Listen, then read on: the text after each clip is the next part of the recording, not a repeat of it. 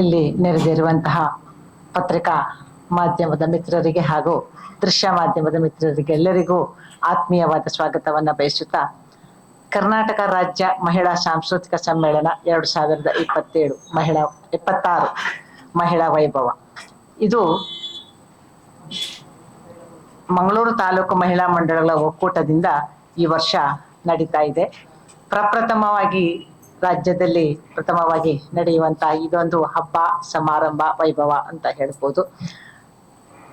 ಇದು ಮೊನ್ನೆ ನಾವೊಂದು ಪ್ರೆಸ್ ಕಾನ್ಫರೆನ್ಸ್ ಅಲ್ಲಿ ಹೇಳಿದ್ದೆವು,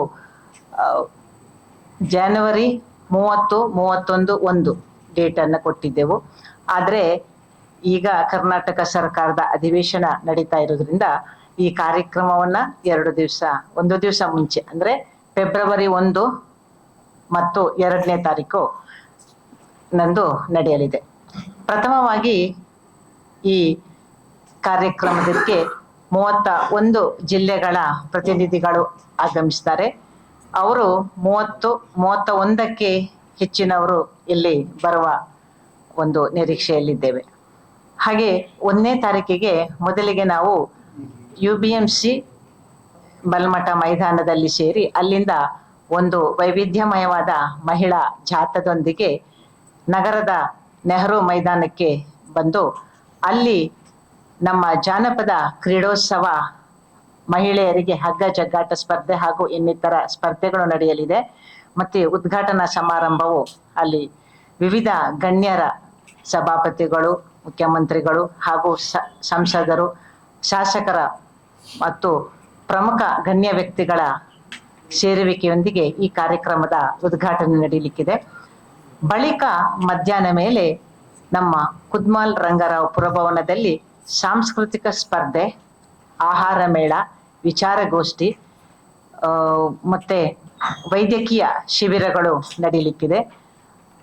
ಹೀಗೆ 10 ಹಲವು ಕಾರ್ಯಕ್ರಮಗಳನ್ನು ಹಮ್ಮಿಕೊಂಡು 2 ದಿವಸದ ಒಂದು ಮಹಿಳಾ ವೈಭವವನ್ನ ಈ ವರ್ಷ ಹಮ್ಮಿಕೊಂಡಂತಹ ನಮ್ಮ ಮಂಗಳೂರು ತಾಲೂಕು ಮಹಿಳಾ ಮಂಡಳಗಳ ಒಕ್ಕೂಟ ಇದಾಗಿದೆ.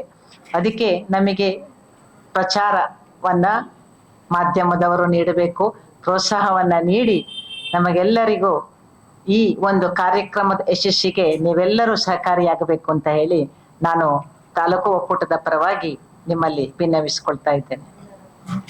ಹಾಗೆ ನಾವು 5 ಜನ ಮಹಿಳೆಯರಿಗೆ ಕರ್ನಾಟಕ ಮಹಿಳಾ ರತ್ನ ಪ್ರಶಸ್ತಿಯನ್ನು ನೀಡಲಿದ್ದೇವೆ. ಹಾಗೆ ಈ ಸಾಂಸ್ಕೃತಿಕ ಸ್ಪರ್ಧೆಯಲ್ಲಿ ಭಾಗವಹಿಸುವ ತಂಡಗಳಿಗೆ ಪ್ರತಿ ತಂಡಗಳಿಗೂ 10,000 ರೂಪಾಯಿ ನಗದು ನೀಡಲಿದ್ದೇವೆ.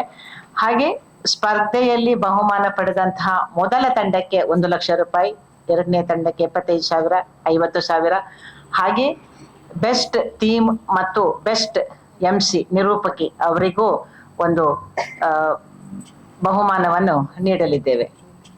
ಹಾಗೆ 35 ವರ್ಷದ ಒಳಗಿನ ಮಹಿಳೆಯರು ಒಂದು ಬರೆಯುವ ಒಂದು ಸಾಹಿತ್ಯಾಭಿಮಾನದಿಂದ ಬರಬೇಕು ಅಂತ ಪ್ರೋತ್ಸಾಹ ಕೊಡಬೇಕು ಅನ್ನುವ ನಿಟ್ಟಿನಲ್ಲಿ ಅವರಿಗೆ ಒಂದು ಲೇಖನ ಸ್ಪರ್ಧೆಯನ್ನು ಇಟ್ಟಿದ್ದೇವೆ. ಆ ಲೇಖನ ಸ್ಪರ್ಧೆಗೆ ಬಂದಂತಹ ಬಹುಮಾನವನ್ನು ನಾಳ್ದು ನಾವು ನೀಡಲಿದ್ದೇವೆ. ನಮ್ಮ ರಾಜ್ಯಾದ್ಯಂತ ಒಂದು ಸ್ಮರಣ ಸಂಚಿಕೆಯು ನಾಳ್ದು ಬಿಡುಗಡೆಗೊಳ್ಳಲಿಕ್ಕಿದೆ. ಬರುವವರಿಗೆ ಊಟ, ವಸತಿ ಎಲ್ಲವನ್ನ ನಮ್ಮ ಒಕ್ಕೂಟದ ವ್ಯವಸ್ಥೆಯಿಂದಲೇ ಮಾಡ್ತಾ ಇದ್ದೇವೆ.